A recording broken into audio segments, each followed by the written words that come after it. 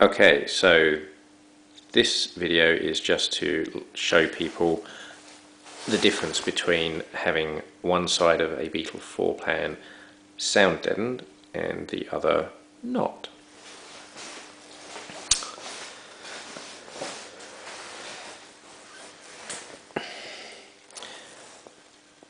So this is RAAMmat that I've used, which supposedly is the equivalent to RAAMmat, but cheaper.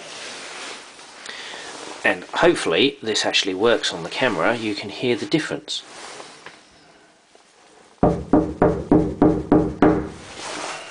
So that's on the RAAMmat side.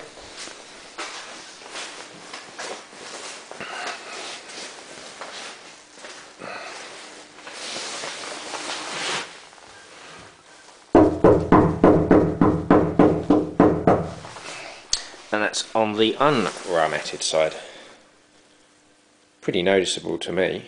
Hope everyone else can hear that on the camera.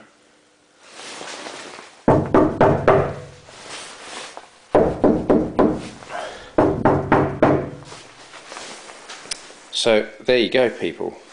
At least that gives you a bit of a practical demonstration on the difference of sound deadening your floorpan.